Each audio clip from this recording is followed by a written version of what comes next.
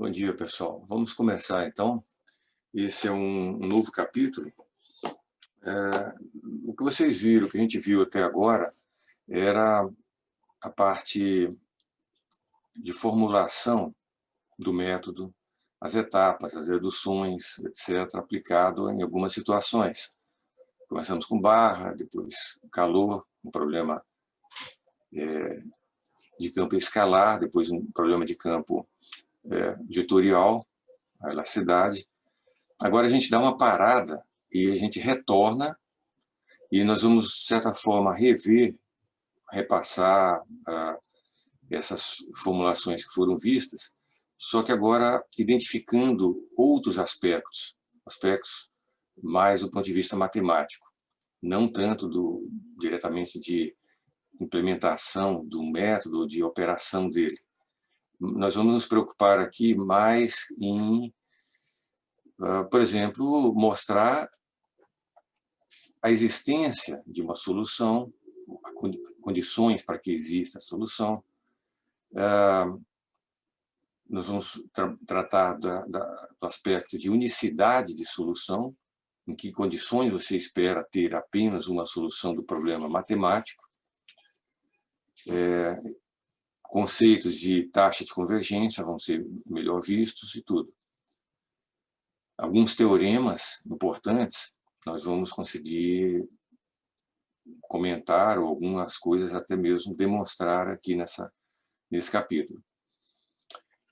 Então, nós vamos começar de uma maneira mais formal, do ponto de vista matemático, de representação, considerando aqui algumas coisas de espaços vetoriais de funções. Essa parte ela pode ser vista como uma generalização de tudo aquilo que se conhece sobre vetores no espaço euclidiano, aquilo que se estuda em física desde sempre, né?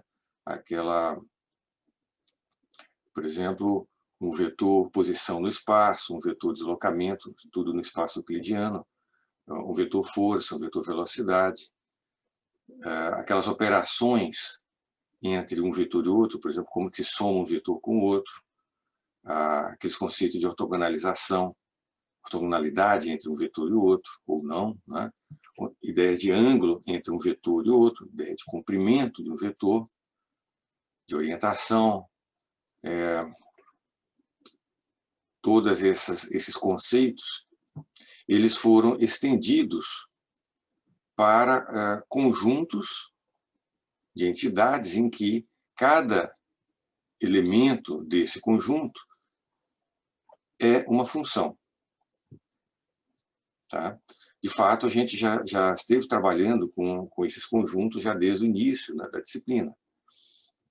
Quando nós estamos tratando, por exemplo, daquele conjunto de funções de interpolação de elementos finitos. Aquilo ali forma um conjunto de funções. E essas funções elas têm certas propriedades, ou se usa funções que têm algumas propriedades que são desejáveis. Então a gente começa, vamos voltar aqui, vamos identificar, começando com uma função escalar. Então, ela é definida numa região aberta, que nós temos chamado de ômega. No caso unidimensional, o intervalo aberto de 0 a L. No espaço euclidiano unidimensional.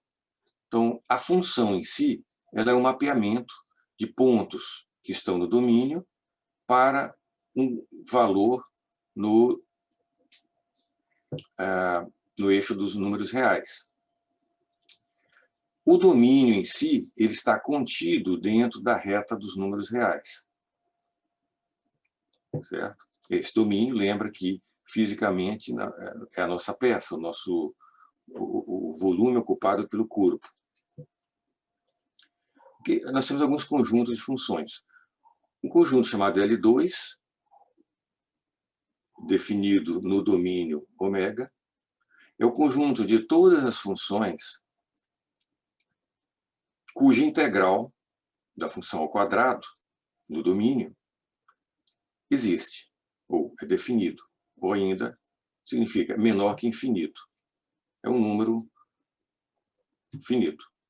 certo? Então, esse aqui é o conjunto de funções L2.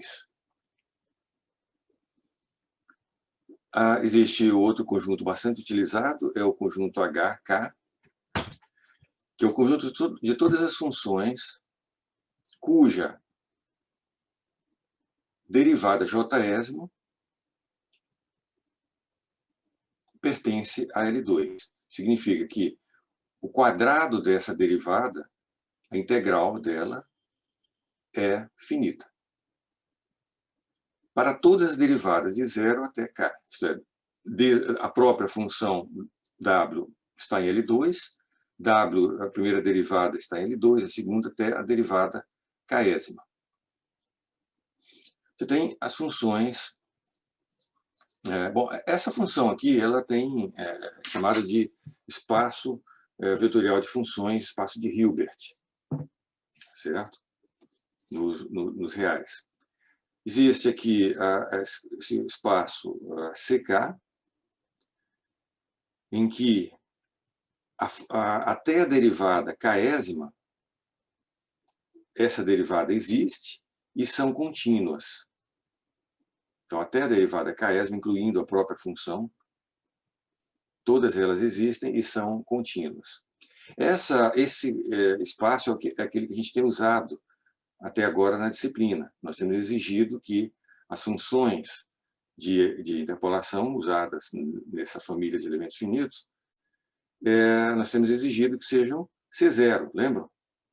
Em que apenas a própria função é contínua. Lembra a função, por exemplo, tenda, a função chapéu? Ela é contínua, porém a primeira derivada já é descontínua. Então a primeira derivada já não pertence a esse espaço aqui. Tá?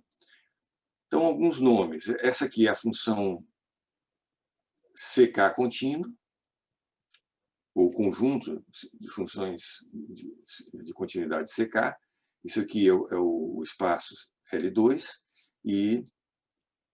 ou ainda uma função que pertence a esse espaço é dita função integrável ao quadrado, ou simplesmente é dito que uma tal função ela é L2. São os jargões. Existem algumas propriedades, algumas intuitivas e outras altamente complicadas de serem demonstradas. Bom, essa aqui é muito intuitiva.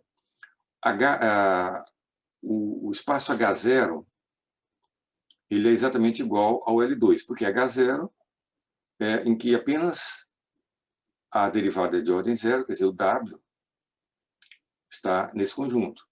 Então, apenas o W pertence a L2. Então, os dois conjuntos são iguais. Uma coisa que não é óbvia, mas que é provado, é que o HK está contido no HK mais 1. Então, funções, por exemplo, como aquele conjunto de funções de interpolação que nós temos usado, são funções HK, onde K é igual a 0. Funções lagrangianas, por exemplo, de grau 1, a linear, a quadrática, a cúbica, elas são em HK. Aliás, em H1, né, o que significa C0. Né?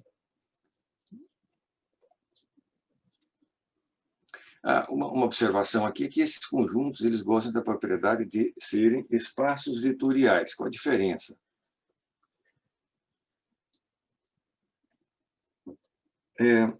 Para um conjunto ter a propriedade de ser um espaço, ou ainda um espaço vetorial linear, é necessário que, se você tem dois elementos que estejam ali dentro, deve existir uma propriedade de soma tal que o resultado da soma desses dois elementos esteja também dentro do mesmo conjunto. Tá? Para que isso aconteça, é necessário que o elemento zero esteja presente dentro daquele conjunto, para permitir que você faça, por exemplo, um vetor menos ele mesmo, e o resultado que vai dar zero, o zero tem que estar dentro desse conjunto.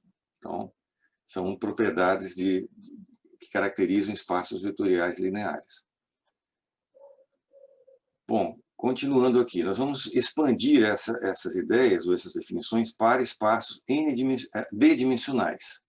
Vamos usar D aqui para indicar o número de dimensões. Dimensões euclidianas. Então, o domínio aberto, ele está contido, quer dizer, o volume do corpo está contido no espaço euclidiano RD. R1, R2, R3, por exemplo. Então, a gente tem aqui a definição mais geral do espaço L2, que é bastante simples. Você tem o quadrado da função integrada no domínio d-dimensional. E o resultado é finito. Certo? Então, aqui caem todas as funções que a gente conhece no dia a dia. Todas não, quase, né? Funções polinomiais, trigonométricas. Assim, já para funções que tendem assintoticamente em algum local a infinito, ou mais ou menos, que nem o logaritmo, então já não é tão claro se elas vão ser integráveis ao quadrado em qualquer domínio ou apenas de algumas regiões do espaço. Certo? Então, a integrabilidade dela vai depender de onde esteja esse domínio.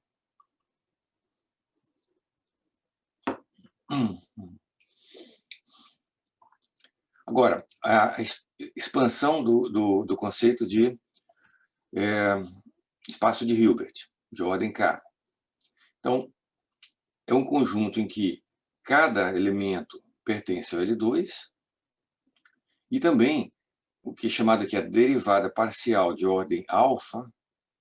Cada derivada de ordem alfa também é integrável ao quadrado, para todo módulo de alfa menor ou igual a k. Bom, e aí tem que ver o que significa esse módulo de alfa nessa definição. Módulo de alfa é definido como a soma dos alfas, onde cada um desses alfas é a ordem da derivada em cada uma das dimensões. Claro, aqui eu coloquei para 3 dimensões. Se for um espaço de 2 dimensões, você vai ter só alfa 1 e alfa 2. Mas a soma é que vai gerar esse valor módulo de alfa, que tem que ser menor ou igual a esse K aqui, que define a ordem do espaço. Então, por exemplo, aqui de forma um pouco aberta para entender, mais fácil, se for K igual a 2, tá? D igual a 2, né? E os conjuntos, os espaços, por exemplo, como que seria o H0, seria simplesmente o W. Então, coincidiria com o espaço L2. O H1 vai incluir o quê? Derivada de ordem 0, a derivada de ordem 1 em x1 e a derivada de ordem 2 em x2. Todos esses aqui integráveis ao quadrado. O H2 no plano. Então, você vai ter a derivada de ordem 0, pertencente a L2, todas as duas derivadas de ordem 1 e as 3 derivadas de ordem 2. Todo mundo aqui integrável ao quadrado. Então, nesse caso, você tem o conjunto, o espaço de Hilbert H2. Bom, os elementos que estão em L2, eles possuem um produto escalar, que é definido dessa forma, com essa notação aqui, esse colchete quebrado, aqui embaixo identificado em relação a qual espaço é essa operação. Isso aqui vai indicar a operação produto escalar nesse domínio. Então, aqui é a integral no domínio, indicado aqui, e a definição do produto escalar, que nesse caso aqui de produto L2, é simplesmente o produto da função que está no primeiro argumento com a função do segundo argumento. A partir desse produto escalar, você tem a identificação de uma norma, chamada norma L2.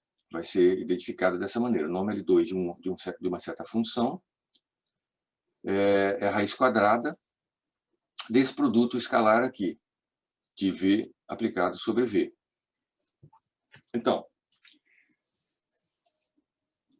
é possível provar dessa definição aqui que se W igual a V, bom, como W igual a V, o resultado é sempre não negativo, não é isso? Quadrado de uma função em qualquer ponto é não negativo. Só vai ser igual a zero se o valor da função naquele ponto for realmente zero.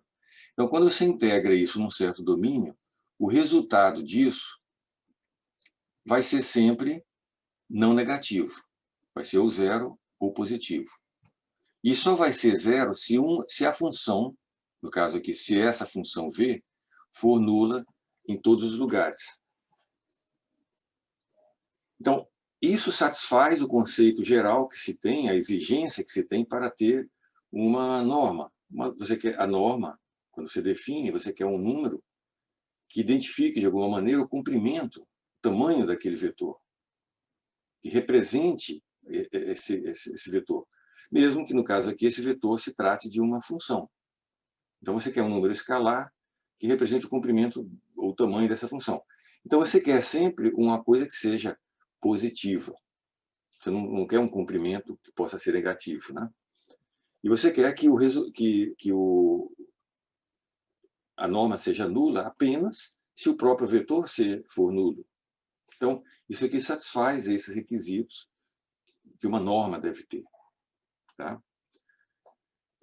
Vamos fazer um parêntese aqui, que é algo que a gente não tem usado quase nunca, né? Mas que se torna necessário. Vocês observam que em toda a disciplina que a gente fez aqui até agora, e praticamente em todo o curso que vocês fizeram no mestrado ou na graduação, a preocupação é sempre em trabalhar com igualdades. Vocês devem ter percebido isso. Porque sempre a gente quer calcular o valor de alguma coisa. Então, se usa igualdades, equivalências, né? Equações. No entanto, quando a gente vai, que nem nós vamos aqui nos dirigir um pouco, na direção de estimar o erro, né? Então a gente logo não tem mais esperança de ter o valor exato do erro. Vamos ver o que é o erro, vamos adiantar um pouco do que se trata. Vocês lembram, vocês têm a solução exata do problema, que sempre a gente não vai ter esperança de conhecer, e a gente trabalha com um método numérico que fornece uma aproximação da solução exata. Mas, se a gente não conhece a solução exata, então a gente não sabe qual é o erro que de fato você está incorrendo quando está trabalhando com uma das respostas que o método de elementos finitos fornece. Você faz a modelagem, roda aquilo, executa e abre os resultados e você tem resultados. Você sabe que são aproximativos. Agora, o que tem que ter claro também, a palavra que a gente evitou até agora, é a palavra erro. Então, nossos resultados que a gente obtém com qualquer método numérico, eles são, digamos assim, tristemente, eles são errados. Eles têm um erro. Eles são errados todos, né? Com pouquíssimas exceções, apenas em algum caso, algum modelo ultra simples, uma barrinha de subtração que você conhece e que você sabe que a própria solução de elementos finitos geralmente vai dar a solução exata. Mas isso é uma raridade. No dia a dia, você trabalha com soluções que são erradas, que têm erros.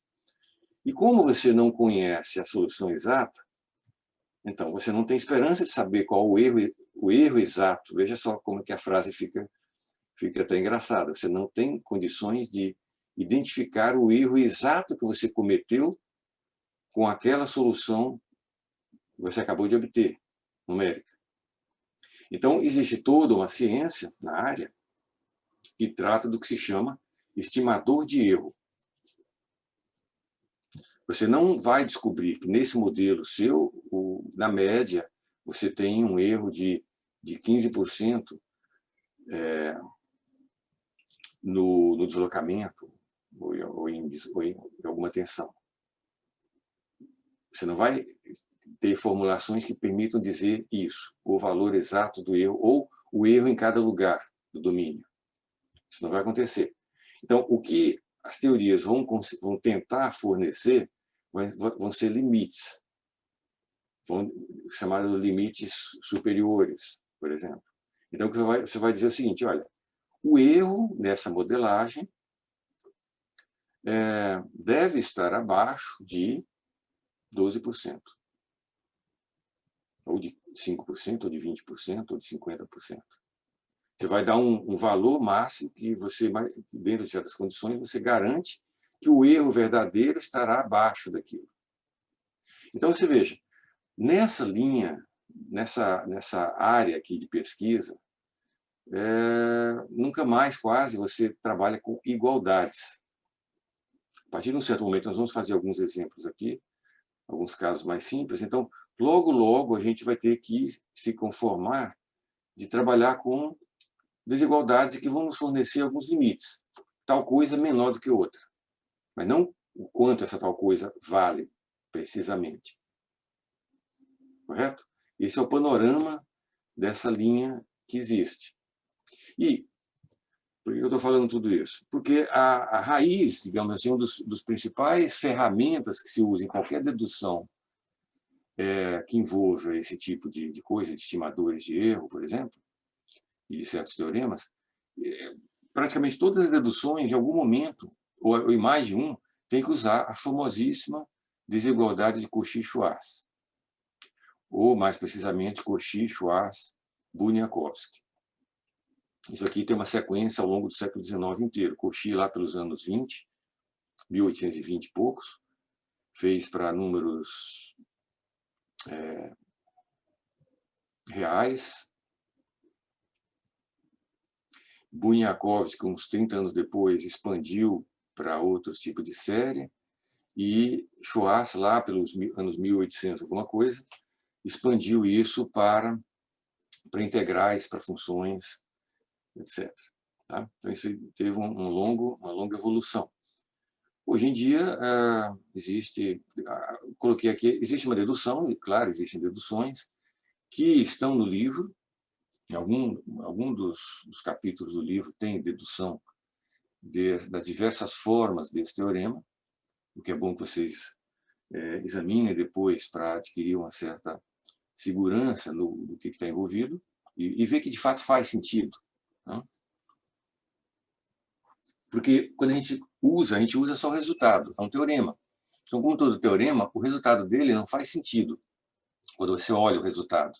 Então, por exemplo, para qualquer vetor V e W de um espaço que possua produto interno, se tem o seguinte, que o produto escalar dos dois vetores em V vezes W, produto escalar em L2, o resultado disso é menor que o produto das normas L2 dos dois vetores. Tá? Isso aqui, como eu disse, isso aqui você acredita e pronto, e usa. Olhando para isso aqui, eu não vou tentar dar nenhuma explicação para vocês, porque isso aqui, assim, eu digo já que não faz sentido.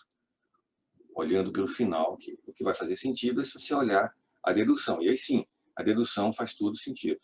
Ela é bem, inclusive, simples e curta. Tá? Mas, por enquanto, vamos registrar esse teorema aqui. Ele tem diversos formatos, isso aqui vai estar em forma... São funções, para o nosso caso, então serão produtos de duas integrais, né? Raiz quadrada de duas integrais. Ok. Outra coisa aqui é que se V, isso aqui já é uma consequência, se tanto V quanto W pertencerem ao espaço L2, as integrais disso aqui, as integrais ao quadrado de V existem, então essa norma existe e essa existe, então esse produto existe, é finito, o que significa que esse produto aqui também existe, para aquelas funções naquele domínio. Bom, uma das primeiras utilidades dessa desigualdade de Cauchy-Schwarz. Só para lembrar aqui, um pouco de cultura geral, não tem T aqui, correto? O nome dele era desse jeito mesmo aqui. No mundo todo tem uma tendência das pessoas colocarem um T aqui, porque corresponde a alguma outra palavra em alemão, mas embora eu acho que ele não era alemão, talvez fosse, não sei. Tem no livro eu coloquei ali a nacionalidade dele. Esse aqui era francês. Voltando aqui. Tá. Então, essa desigualdade aqui, ela permite identificar ângulo, o conceito de ângulo entre dois vetores. Lembra que se eu tiver duas flechas, que nem a força, uma força para cá e uma força para lá, é fácil identificar que tem um ângulo entre elas, né? Mas se eu tenho um espaço em que os elementos são funções, então não é nada óbvio você dizer que possa existir a ideia de um ângulo entre eles. Só que é muito útil você ter esse conceito e verificar se ele existe num espaço vetorial de funções. Então, essa desigualdade permite que você faça, por exemplo, se você dividir a esquerda e a direita pela norma de V e de W, você vai ficar que esse resultado aqui, ele veja só,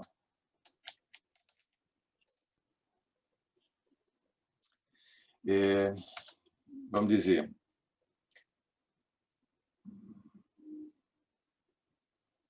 vai ficar menor que 1, né? Essa é uma característica do cosseno dentro de... tá, eu coloquei aqui embaixo. Tá? Esse produto aqui, olha só, esse produto ele tem sinal. Tá? Esse produto aqui ele é positivo, mas esse produto aqui tem sinal, ele pode ser negativo ou positivo.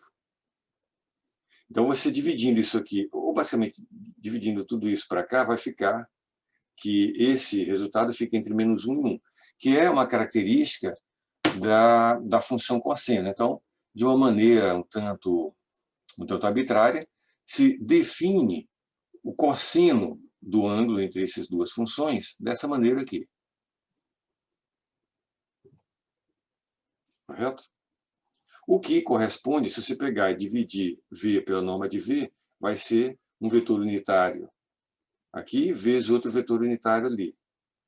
Então, é o produto escalar desses dois vetores unitários, que corresponde àquela definição original de ângulo entre vetores, ou de produto escalar entre vetores que se tinha na matemática vetorial euclidiana original. E continua tendo aquela coisa, quer dizer, a única maneira de você ter se isso aqui for zero, o cosseno é zero, e você passa a ter, por essa definição, que de fato o θ é π sobre 2. Também passa a existir aquele conceito de duas funções que são ortogonais. Isso vai ser útil para nós posteriormente. Aqui eu já comentei isso aqui, para que uma operação possa ser considerada norma, ela deve contar com essa propriedade aqui, que o resultado tem que ser sempre não negativo, e o resultado só é zero se, somente se, W igual a zero. Tá? Então, por exemplo, essa norma aqui no espaço L2, claramente ela possui essa propriedade aqui, por isso que ela é considerada como uma norma.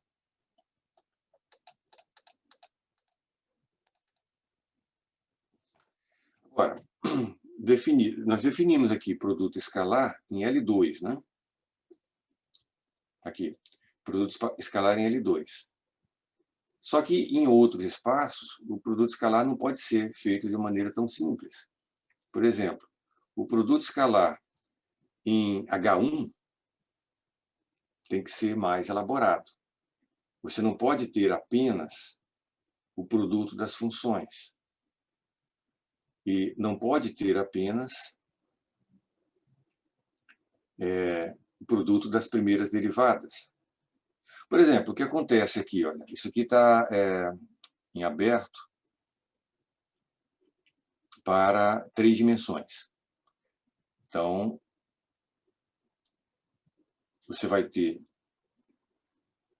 a soma das derivadas de ordem 0 e das derivadas de ordem 1, já que isso aqui é em H1.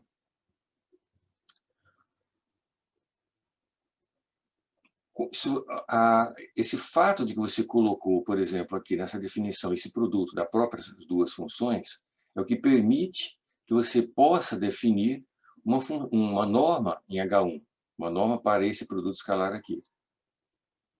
Por quê? O que acontece se eu não tivesse esse produto, esse primeiro aqui, se eu tivesse só os produtos das derivadas na definição do produto escalar? Eu poderia ter uma definição de produto escalar dessa forma, eventualmente. Só que aí eu não teria uma correspondente norma. Por que não se teria uma norma? Veja o que acontece se eu não tivesse esse termo aqui, se eu tiver só esse.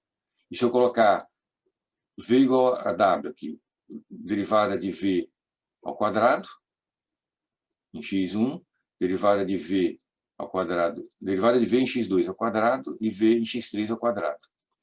Aí o que acontece? Se tornaria possível eu ter uma função V não nula, cujo produto escalar aqui, cujo produto escalar desse 0. Então, isso não cumpre com o requisito para que se tenha uma norma.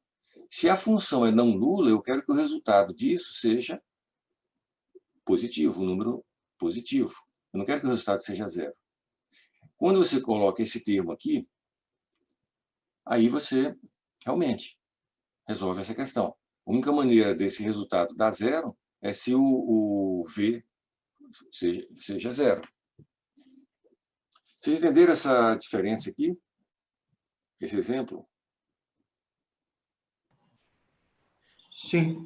O que vocês vão encontrar nos livros é exatamente a definição disso, tá? Tá. Eu estou tentando dar uma explicação para vocês o porquê que isso aqui foi definido assim, assim, assim, assado. Por que tem esse termo? Por que tem esse? Isso aí é construído de maneira a gerar um resultado conveniente.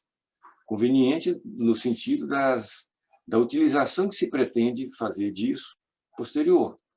Lembrando que essas coisas todas não são definidas ou criadas pelo esporte. Tem sempre um motivo para que as coisas sejam montadas dessa maneira. Claro, depois que você define, aí a coisa passa a ter suas propriedades.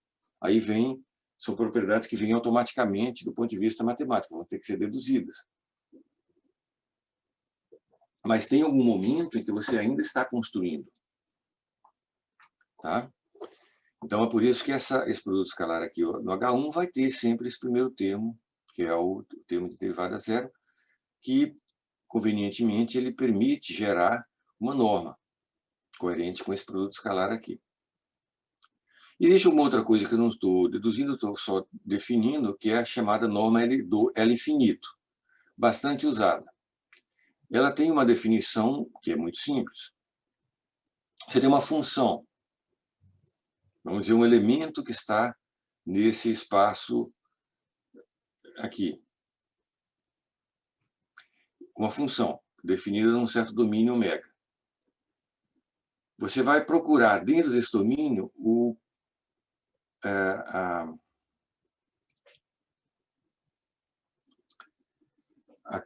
vamos organizar isso aqui de novo.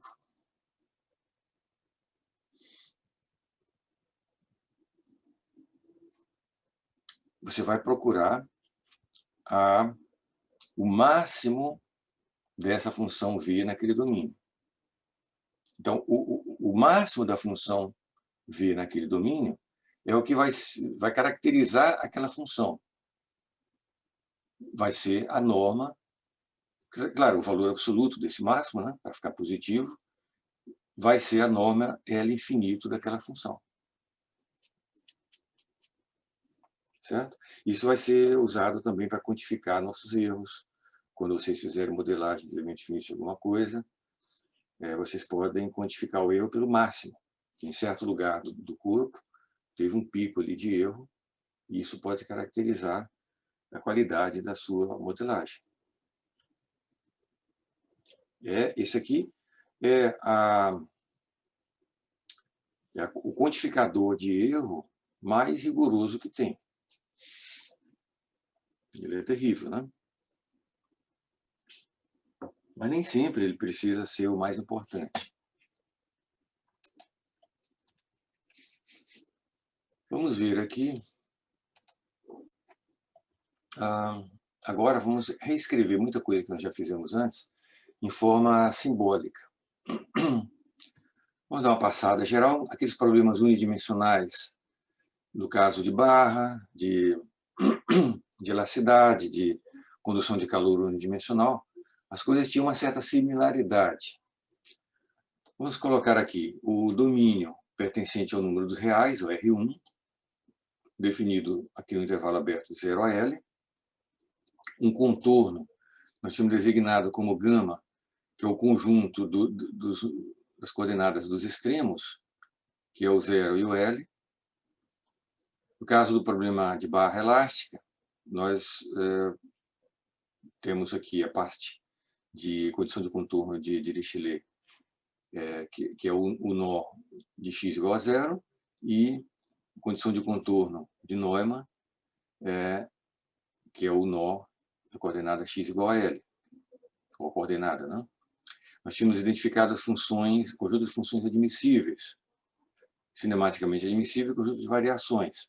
Nós tínhamos escrito dessa maneira aqui, de uma maneira um tanto qualitativa, que era o conjunto, por exemplo, de todas as funções que sejam mapeamentos de domínio nos reais, tal que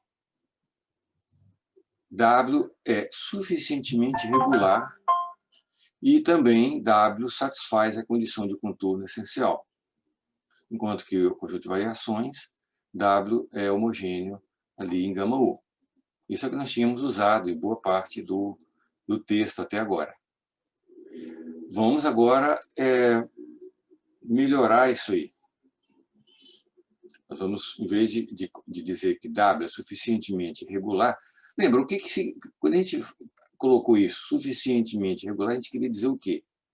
Que essas operações aqui existiam, né? Necessárias, as operações lá da forma fraca. Né? Que o resultado disso aqui seria um número finito, um escalar, um número real finito. É isso que a gente queria dizer. Quer dizer, essas funções U e U chapéu deveriam ser capazes de ser integradas dessa maneira, nas suas primeiras derivadas. Então, nós já podemos aqui dizer o seguinte, que se o quadrado da primeira derivada for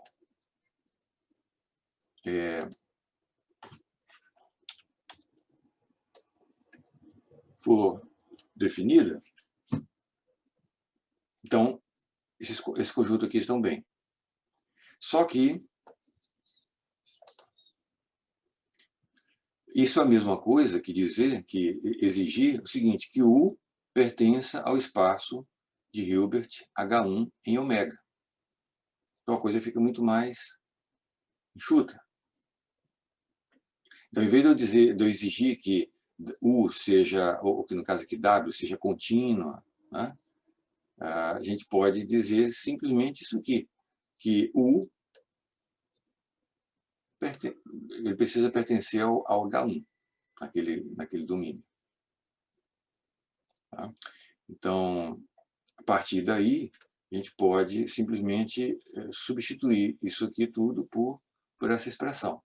As coisas vão ficando mais compactas e mais objetivas. Então, a gente reescreve, por exemplo, a forma fraca que nós tínhamos obtido antes, de uma maneira um tanto mais organizada. Então, a gente indica aqui o que é dado, as funções conhecidas, no caso aqui a força de corpo, que é o mapeamento, a função de deslocamento prescrito, função de força aplicada, prescrita, e indica o que é para ser obtido nesse problema, é para obter a função W, que indica em que espaço ela deve estar contida, em que conjunto. Na realidade, esse conjunto aqui não é um espaço. Tá? Esse aqui forma um espaço vetorial de funções, porque esse aqui não contém zero. Tá? Então, tal que isso aqui seja satisfeito. Isso a gente já tinha deduzido para qualquer função peso admissível. Agora, o que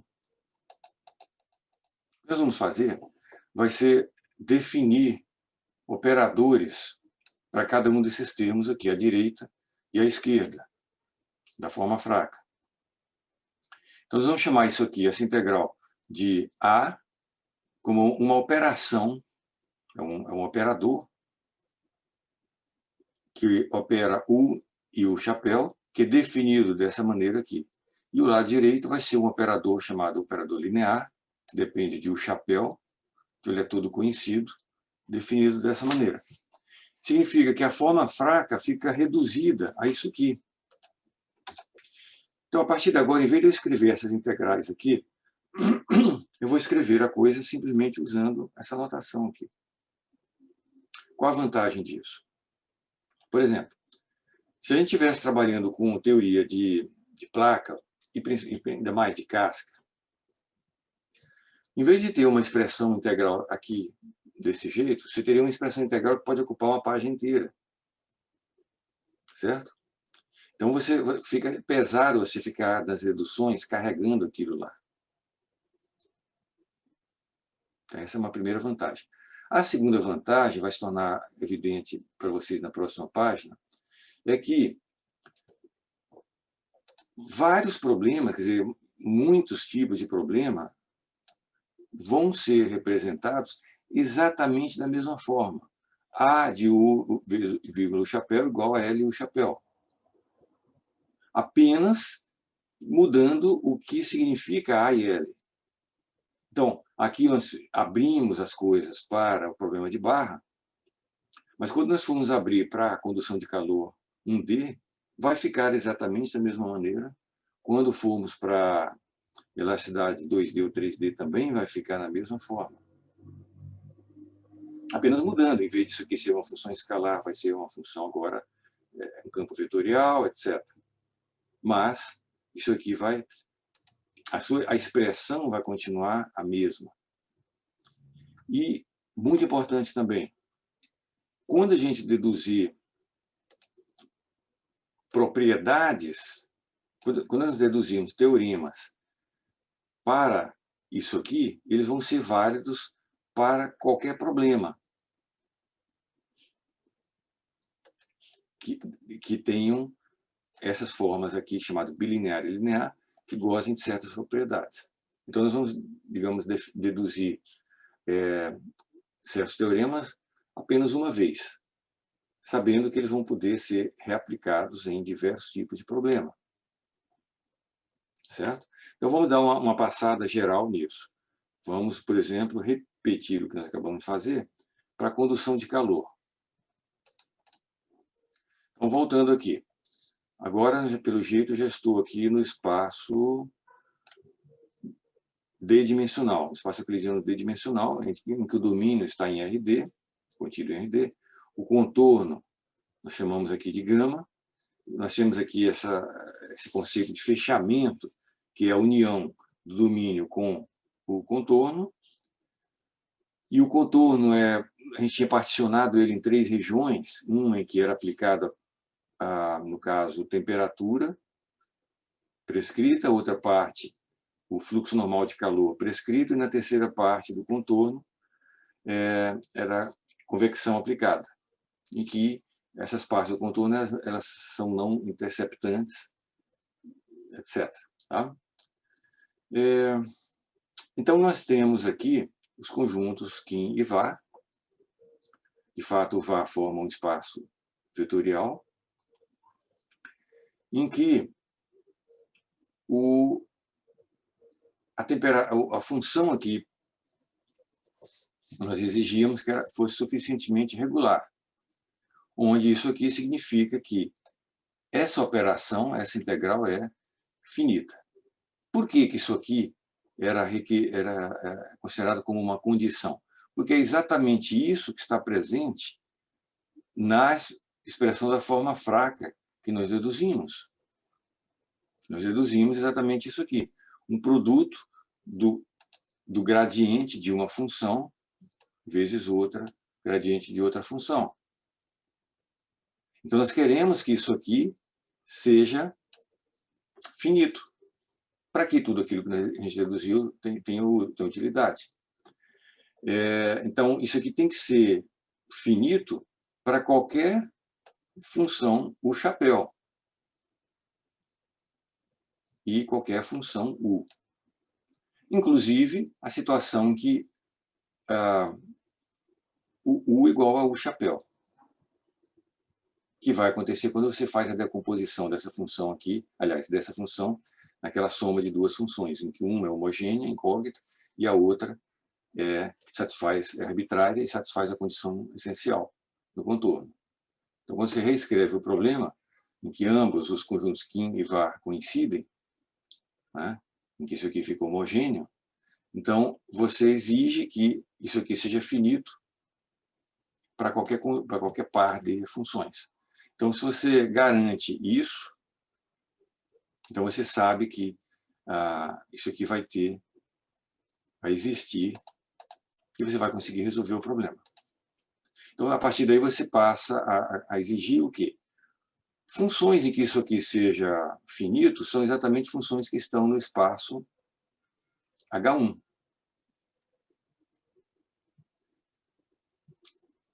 Tá?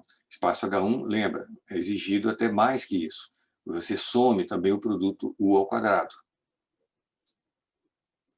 Correto? Então, a partir daí, nós vamos também representar a forma fraca apenas dessa maneira aqui. A igualdade entre... Quer dizer, nós vamos buscar U, que faz essa igualdade valer para qualquer U chapéu admissível. Então, onde a forma bilinear é definida dessa maneira, e aqui incluindo o termo de convecção, e a forma linear contém aqui todos os termos conhecidos de convecção, de fonte de calor e fluxo no contorno. Então, formalmente é a mesma coisa daquilo que a gente já tinha colocado na barra. Tá? Vamos para o terceiro problema que vocês viram na disciplina, que é elastostática linear.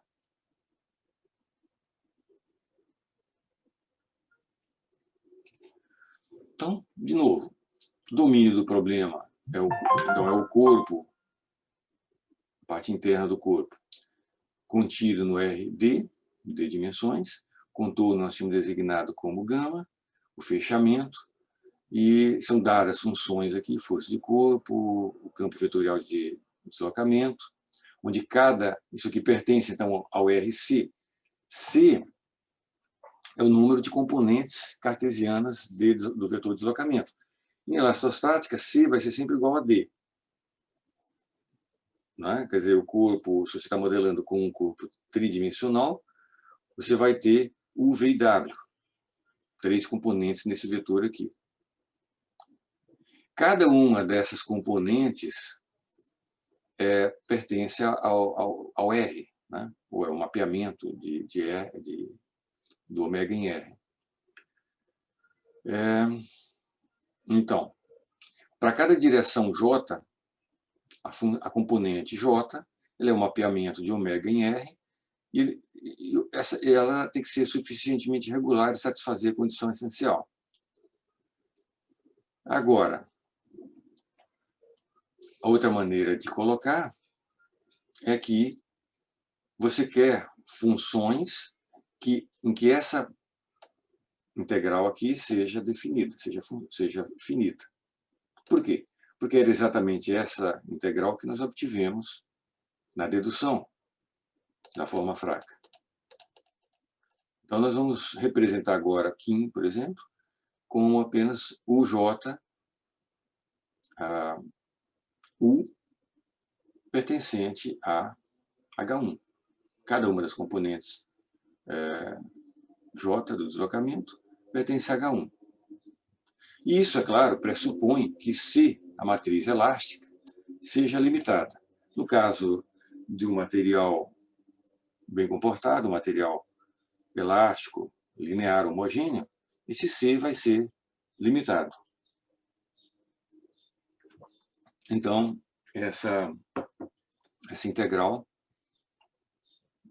você busca que ela seja limitada. Certo? Então, a forma fraca vai ser reescrita de uma maneira enxuta, assim, indicando os dados. Nós vamos obter U que pertence a conjuntos cinematicamente admissíveis, quer dizer, de funções que pertencem a H1, tal que você tem essa igualdade aqui no funcional. Forma bilinear igual a forma linear,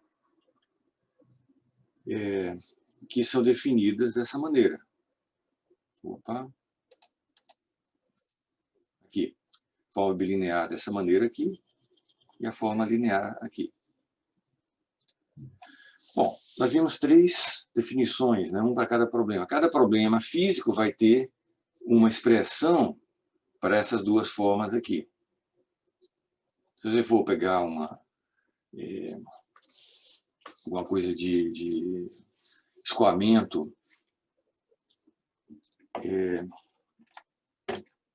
de Stokes,